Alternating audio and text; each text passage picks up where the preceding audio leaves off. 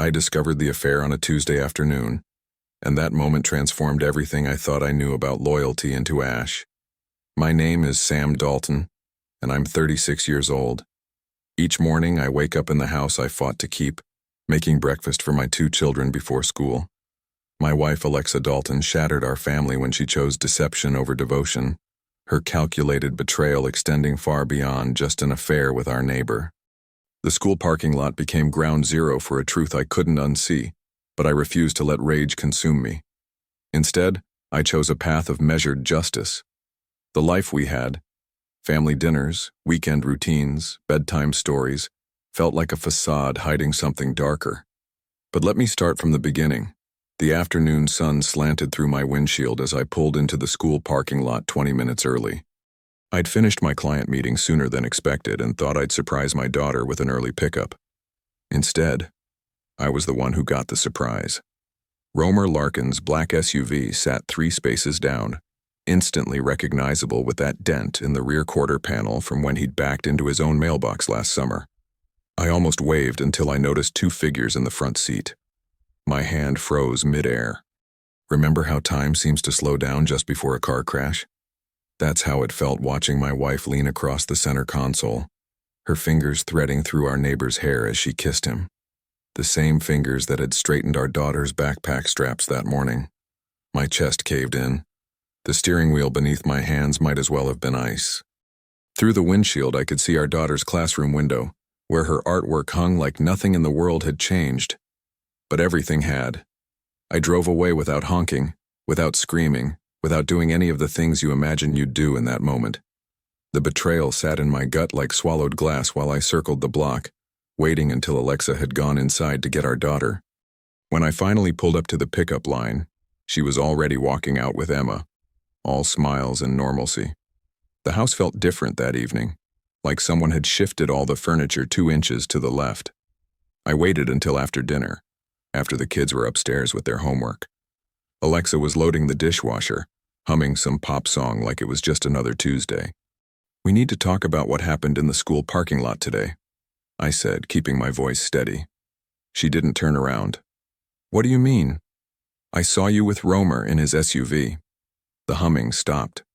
She closed the dishwasher slowly, wiped her hands on a dish towel. When she finally faced me, her expression was a perfect mask of confusion. "Oh, that?" She gave a light laugh that didn't reach her eyes. "He was having a rough day.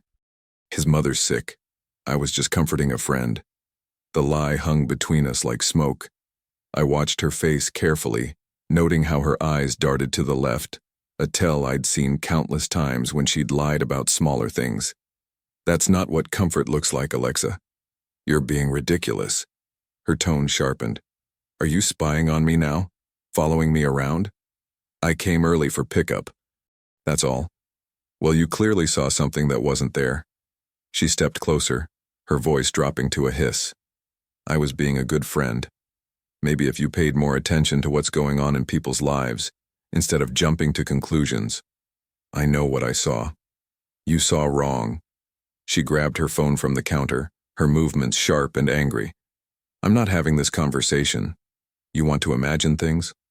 Fine. But I won't stand here and defend myself over nothing." I felt strangely calm as I watched her retreating back. "I won't forget what I saw today, Alexa." The only response was the slam of our bedroom door, the sound echoing through the house like a gunshot. The next evening crawled in like a storm cloud. I'd spent the day going through the motions at work, my mind replaying that kiss in the parking lot on an endless loop. The kids picked up on the tension as soon as they walked through the door. They always do, don't they? Even when we try to hide it. I made spaghetti, Emma and Jack's favorite. The familiar scent of garlic bread and marinara should have been comforting, but it just highlighted how wrong everything felt. Remember those last normal moments before your world changes? How they stick with you? We sat down together, the scrape of chairs and clinking forks too loud in the careful silence. Jack talked about his science project while Emma pushed her meatballs around her plate. Alexa kept her eyes down, stabbing at her pasta like it had personally offended her. "Past the Parmesan?" I asked, trying to keep my voice light. "Normal. Everything normal." She slid it over without looking up. The weight of unspoken words pressed against my chest until I couldn't breathe properly. The kids shouldn't have to navigate this tension. They deserved better. "Alexa," I said quietly, "we need to finish our discussion from yesterday."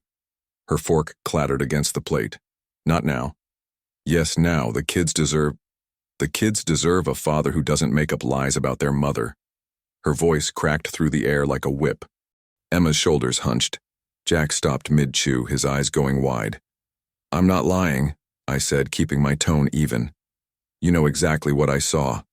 "Shut up!" She grabbed her water glass, her knuckles white. "Just shut up!"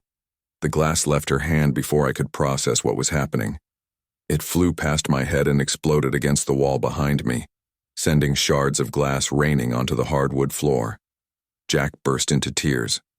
Emma sat frozen, her face pale as paper. "Kids, go upstairs," I said firmly, not taking my eyes off Alexa. "Now, please." They scrambled away from the table. Jack's sobs echoed down the hallway while Emma guided him up the stairs, silent as a shadow. "Are you done?" I asked, my heart hammering but my voice steady. "Or should I call the police before you throw something else?" Turns out I didn't need to make that call. Our neighbors did it for us. Blue and red lights strobed through the windows 5 minutes later, casting weird shadows across Alexa's face as she paced the living room. The officers were professional, taking statements while eyeing the broken glass and my wife's barely contained rage. I answered their questions calmly, explaining about the argument and the thrown glass. Alexa glared at me the entire time, her eyes burning with something that went beyond anger. Hours later, after the police left and the kids were finally asleep, I headed to the guest room where I'd been sleeping. Alexa appeared in the hallway like a ghost. "The kids are mine," she whispered, her voice dripping venom. "Not yours." Her smirk in the dim light turned my blood to ice. I walked past without responding, but my mind was already racing through possibilities. What would she do next?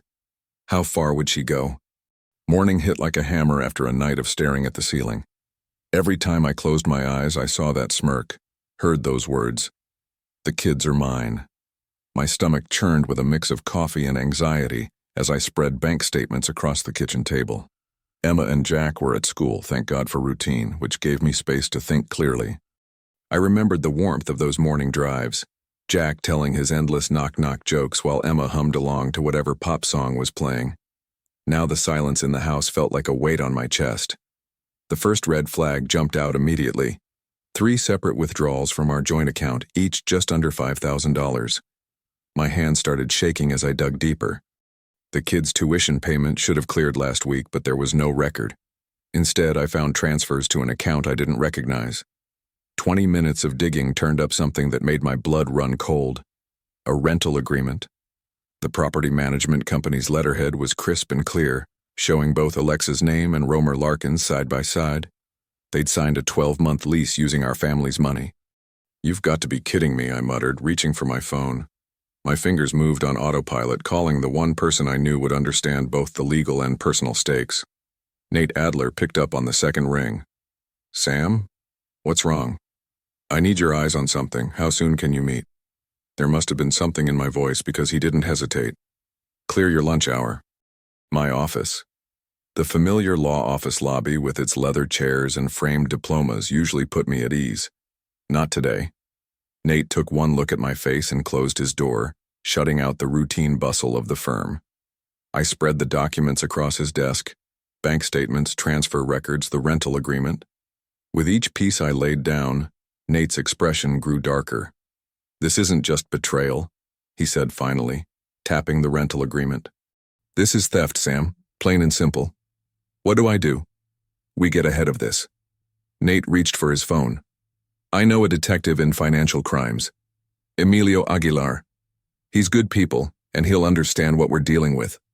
Detective Aguilar met us that evening, his plainclothes appearance and direct manner oddly reassuring. He reviewed everything, taking detailed notes, then made a call to the school's security office. "We can pull footage from the parking lot," he confirmed. "Time-stamped, high resolution. If what you saw happened where you said it did, we'll have it." An hour later, we watched the video in the school's security office. There it was in stark digital clarity. Alexa and Romer in his SUV, the kiss that shattered my world. My chest tightened, but I forced myself to breathe steady. This helps establish the timeline, Aguilar said. Shows premeditation for the financial activity. My phone buzzed. 2 messages hit simultaneously. A notice for an emergency custody hearing on Friday, and an email from the property management company demanding full payment by Thursday. I looked up at Nate. They're trying to drain the accounts before court. We won't let them, he replied firmly. We've got proof now. The mediator's office had that artificial calm I'd come to associate with places where lives fall apart. Generic art on beige walls, a box of tissues placed just so on the conference table, everything designed to soften the blow of broken promises. I remembered the first time Alexa and I sat in a room like this, signing our mortgage papers. She'd squeezed my hand under the table, both of us giddy with plans for the future. Now here we were, the same wooden table between us, but worlds apart. Alexa swept in 15 minutes late, perfectly put together in a conservative blue dress. Her eyes were already glistening with tears as she took her seat. The mediator, Mrs. Chen, introduced herself with practiced neutrality. Before we begin, Alexa's voice quavered, I need to express my concerns about Sam's temper. My jaw tightened, but I kept my expression neutral. Classic Alexa, striking first, playing victim. He's been volatile, she continued, dabbing at her eyes. Intimidating. The children are scared. Mrs. Chen glanced at me, pen poised. Would you like to respond to that, Mr. Dalton? I would. I reached for my folder, movements deliberate. I believe in letting evidence speak for itself. More accusations? Alexa's voice rose slightly. This is exactly what I mean. He twists everything. I laid the first photograph on the table. The image was crystal clear. Alexa in Romer's SUV, her hand on his neck, their kiss unmistakable. The school building loomed in the background, our daughter's classroom window visible. This was taken last Tuesday, I said quietly, during what you told me was volunteer hours. Alexa's face froze. Mrs. Chen picked up the photo, studying it. There's context you don't understand, Alexa started, but I placed the second photo down. Same scene, different angle, timestamp clear in the corner. The school's security cameras provide excellent context, I said, including the fact that our children were inside waiting. For just a moment, Alexa's mask slipped. The tears vanished, replaced by something hard and cold. Then, incredibly, she smirked. You think this proves anything? She leaned forward. I'm their mother. No judge will. This isn't about winning, I cut in. It's about protecting our children from dishonesty. Protecting them? Her laugh was sharp. I will win custody, no matter what. You'll see. She stood so abruptly her chair scraped against the floor. Mrs. Chen started to speak, but Alexa was already storming toward the door. We're done here, she snapped, slamming it behind her. The silence felt heavy. I sat there looking at the photographs spread across the table. The same images I'd stared at for hours, trying to understand how we'd gotten here. The tissue box remained untouched, my eyes dry but tired. Mrs. Chen cleared her throat. Mr. Dalton, would you like to— No, I said, gathering the photos. I think she made her position very clear. I held the prints, still pristine in their damning clarity, and wondered what else I hadn't seen. What other betrayals might be lurking in our shared accounts, our children's futures, our carefully built life. The next morning, my phone buzzed while I was making breakfast. Detective Aguilar's name flashed on the screen. Sam, you need to see this right now, he said, his usually measured tone carrying an edge. How fast can you get to the station? 20 minutes later, I sat across from him in an interview room that smelled of coffee and industrial cleaner. Remember those old metal desks from school, the ones that had seen decades of use? The station had the same kind, weathered and solid. Look at this. Aguilar slid a document across to me. Found it when we subpoenaed the recent financial records. My eyes scanned the withdrawal form for our children's college fund. The signature at the bottom made my blood run cold. It was meant to be mine, but the strokes were all wrong. I'd signed enough permission slips and report cards to know my own handwriting. Keep reading, Aguilar urged. There it was, in the bottom corner, the notary stamp and signature. Romer Larkin's name, clear as day. He'd actually notarized a forged document, probably thinking no one would look too closely. The bank flagged it this morning, Aguilar continued. They were processing the withdrawal when their fraud department caught some inconsistencies. Called us since we had an open investigation. The amount listed made my stomach clench. Every penny we'd saved for the kids' education.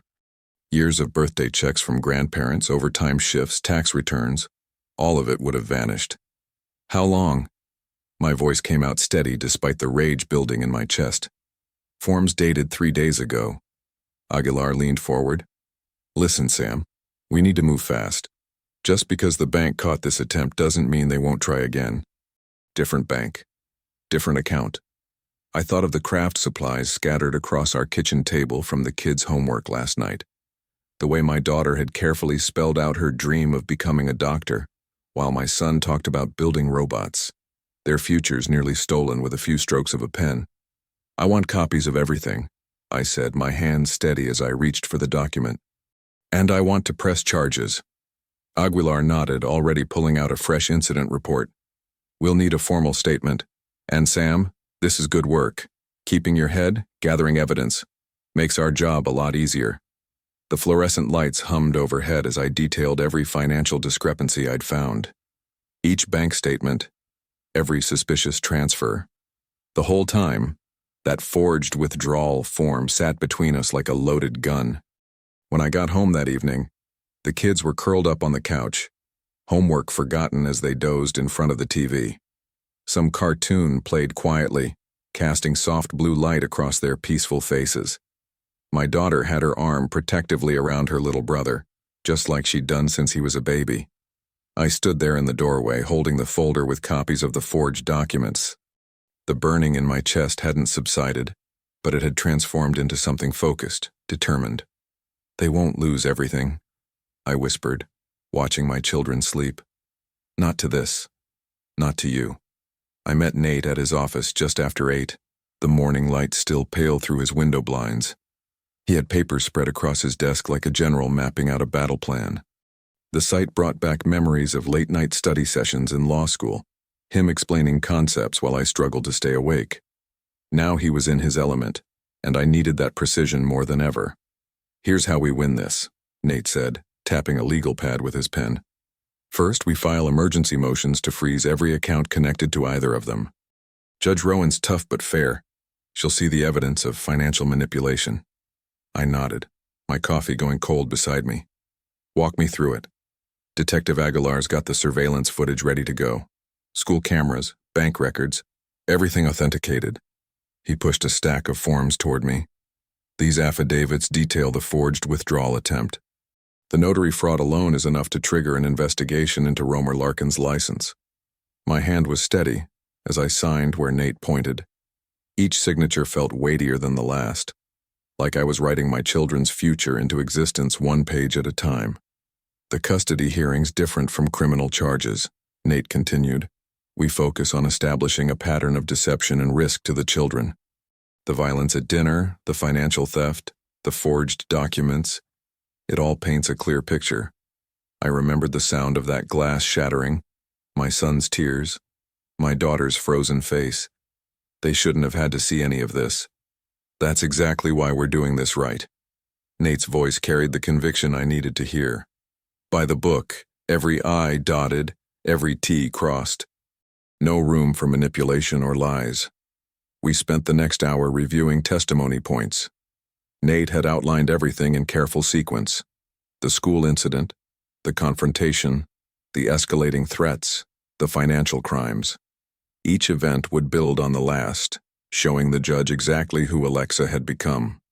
Remember, Nate said as I gathered the signed documents, stay calm tomorrow no matter what she says. Let the evidence speak. That evening I sat at our dining room table, the same one where family dinners had turned to shattered glass and threats. The thick binder before me contained every scrap of proof, every document that would protect my children's future. Even the table felt different now, less like a family gathering place and more like command central for the battle ahead. My phone buzzed. Alexa's text lit up the screen. Enjoy your last night with them. My fingers tightened around the phone. The threat was clear. But it only strengthened my resolve. I thought of my daughter's doctor dreams, my son's robot plans, their futures nearly stolen, now secured in this binder of evidence. I closed the binder with a sharp snap, the sound echoing in the quiet house. Tomorrow would change everything, one way or another. The courthouse steps were slick with morning dew as I climbed them at 7:30. My dress shoes clicked against marble, each step echoing in the empty corridor. I'd ironed this suit twice, checking every button, making sure nothing could distract from the truth we'd present today. Nate met me outside courtroom B, his leather briefcase bulging with exhibits. Ready? I nodded, my throat too tight for words. Through the heavy wooden doors, I could see others filtering in. Court officers, the clerk, a few early observers. The familiarity of it hit me suddenly. How many mornings had I walked these same halls to handle routine contract disputes? But this morning felt different. The air itself seemed charged. Remember, Nate whispered, let them show their true colors. The evidence speaks for itself. At 8 sharp, Alexa swept in with her attorney, Romer Larkin trailing behind them like an overconfident shadow. They settled across the aisle, and I caught that familiar smirk playing at the corners of her mouth. She'd worn that same expression the night she'd thrown the glass, certain of her own invincibility. All rise. The bailiff's voice cut through my thoughts. The Honorable Judge Rowan presiding. Judge Rowan entered with measured steps, her gray hair pulled back severely, reading glasses perched low on her nose. She surveyed the courtroom with the practiced eye of someone who'd seen every trick, every lie, every desperate plea. Proceed with opening statements, she directed, and Nate rose smoothly. Your Honor, this case reveals a pattern of deception, violence, and financial crimes that place 2 children at risk. Nate's voice carried just the right mix of gravity and control. The evidence will show not only infidelity but calculated attempts to destroy a family's future. My chest tightened as Detective Aguilar took the stand. The projector hummed to life, and suddenly there it was. The school parking lot footage. Crystal clear, time-stamped, undeniable. Alexa and Romer in his SUV, locked in an embrace while our daughter waited inside the building. The gasps were audible, but it was the security footage from our home that drew the sharpest reactions. The dinner scene played out in silent black and white. Alexa's rage, the glass shattering, our children's terror. I heard someone murmur, "Oh my God," behind me. Judge Rowan's expression remained neutral until Nate presented the forged withdrawal documents. Then I saw it, that slight narrowing of her eyes, the way she leaned forward to study the notary stamp more closely. Her gaze swept from the papers to Romer Larkin, who suddenly seemed very interested in his shoes.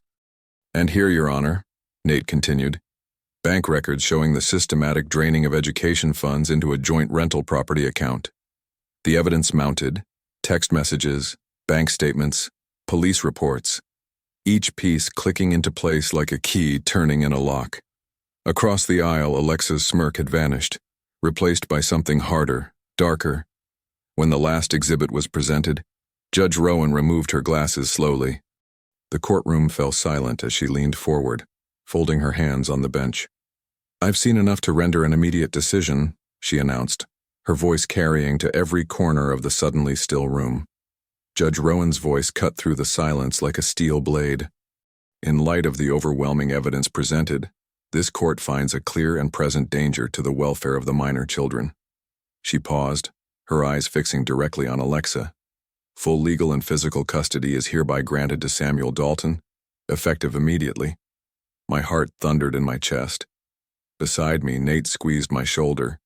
Furthermore, Judge Rowan continued, a permanent protective order is issued against Alexa Dalton. She is to maintain a distance of 500 feet from both the children and Mr. Dalton's residence. She shuffled her papers, her tone growing sharper. The evidence of financial malfeasance is particularly disturbing. This court finds that Romer Larkin knowingly participated in document forgery, an act that will be referred to the district attorney's office for criminal prosecution.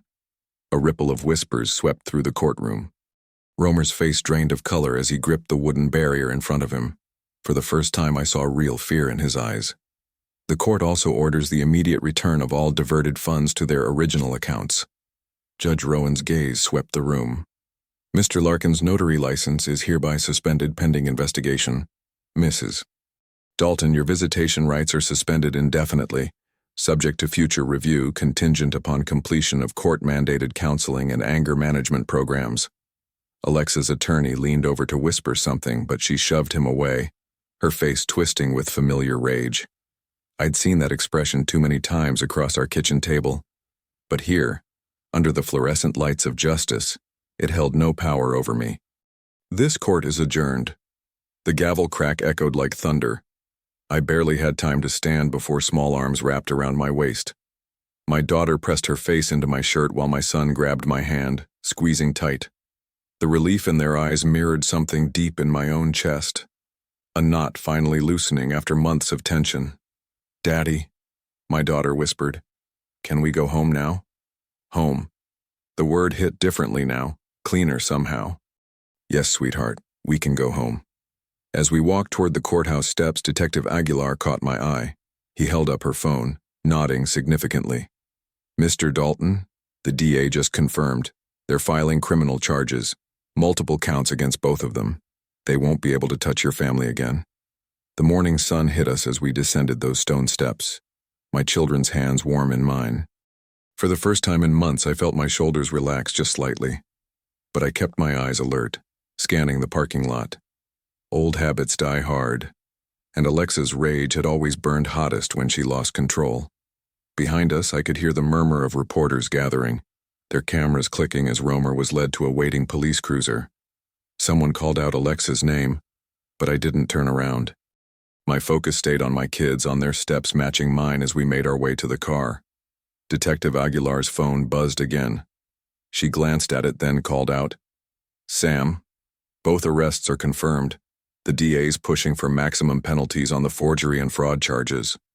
I nodded, helping my daughter with her seatbelt. The law had spoken, clear and final, but I knew better than to celebrate too early. We had healing ahead of us, all three of us. For now, though, we were safe. We were together. And that was enough. 2 days after the court victory, I sat at my desk sorting through bank statements. The numbers were finally right. Every dollar Alexa had siphoned away was back where it belonged. My fingers traced the fresh bank statements, each restored balance a small victory of its own. "Dad?" My son's voice pulled me from the paperwork. "Can we build that bookshelf now?" I glanced at the pile of wooden boards we'd picked up from the hardware store yesterday. "Sure can, buddy. Let's clear some space." You know those moments when something ordinary suddenly feels profound? That's how it felt, spreading out those boards on our living room floor. My daughter joined us, carefully arranging the screws and brackets I'd bought into neat little piles. "Can I hold the level?" she asked, already reaching for it. That was our girl, always ready to help, always wanting to make sure things were just right. Remember those weekend projects before everything fell apart? The smell of sawdust and wood stain, the satisfying click of pieces fitting together. That's what we were rebuilding now, one plank at a time. I guided my son's hands as he helped me measure. "Hold it steady," I said, marking the cutting lines. "Precision matters." The words carried more weight than I'd intended, but isn't that what the whole fight had been about? Holding steady, being precise, letting truth speak through actions rather than anger. My daughter sat cross-legged on the floor, sorting through her school drawings. "These can go on the middle shelf," she declared, smoothing each page with careful fingers. The bright colors caught the afternoon light, stick figures holding hands, houses with crooked chimneys, hearts and stars and all those pure things kids draw before they learn about shadows. The work went slowly, deliberately. We checked each angle twice, tightened every screw with care. When my son's hands got tired from holding the drill, we took a break for apple slices and juice boxes. Simple things, normal things. The kind of moments Alexa had nearly stolen from us. "It's straight, Dad," my daughter announced, squinting along her level for the 10th time. Her dedication to getting it right made my chest tight with pride.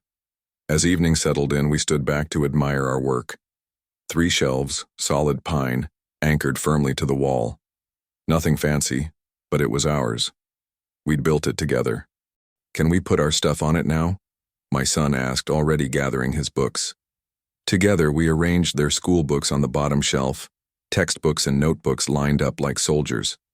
My daughter's artwork claimed the middle shelf, transformed into a gallery of childhood memories.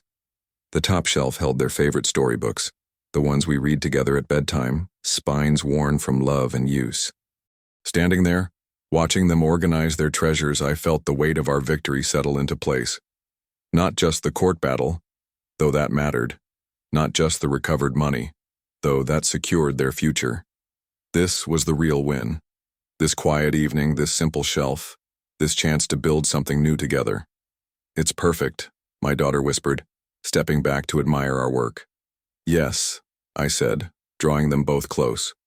"Truth protects those who stand steady." My son looked up at me, curious. "Is that why we won, Dad? Because we told the truth?" "That's exactly why we won, buddy." I rested my hands on their shoulders, our reflection clear in the window glass, 3 figures standing tall beside the shelf we'd built together. "That's exactly why."